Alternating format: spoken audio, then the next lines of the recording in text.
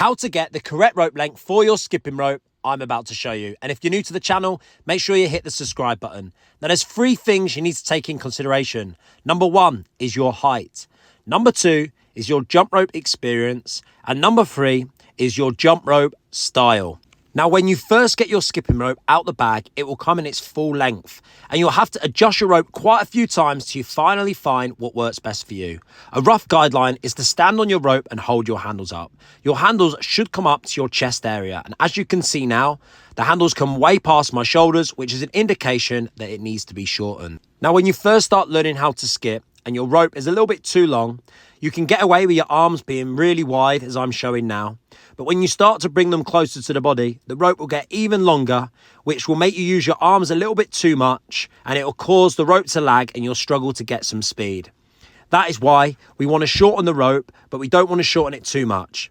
Another indication that your rope is too long is that there's a massive gap between your head and the top of the rope when you're spinning the rope. Another indication that the rope is too long is that the rope will clip the floor way out ahead of you and then rebound and hit your thighs, which again will cause you to mess up and you'll end up getting frustrated.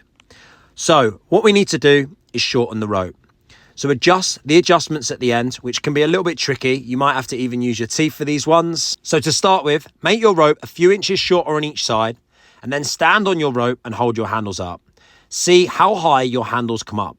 At this stage, don't cut off the end of your rope just in case you need to adjust your rope again. Now, if I drift my arms too wide, I'm going to mess up. So it makes me keep my arms a little bit closer to the body. And as you can see now, there's a nice gap between the top of my head and the rope. This will allow me to get some success and think about the form when I'm skipping at the start. Once you get a bit more experienced and you want to make it even shorter so you can get a little bit more tighter with your form and you can progress by going quicker, you can then shorten your rope again like I'm going to show you now.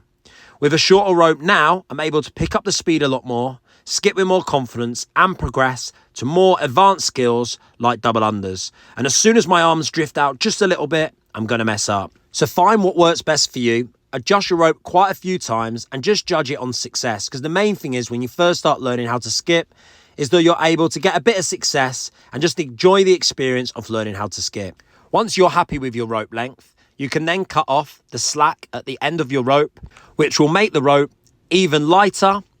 What you will find as you progress through your skipping journey is that you'll have different types of PVC skipping ropes, all different colors, all slightly different lengths. So you might have a slightly longer rope where you're practicing different types of footworks, tricks and skills, and a slightly shorter rope when you're working on speed or just testing your technique. Let me know in the comments if it helps. If you are struggling to get the correct rope length, then feel free to drop a video in our private Facebook support group. Now let's go.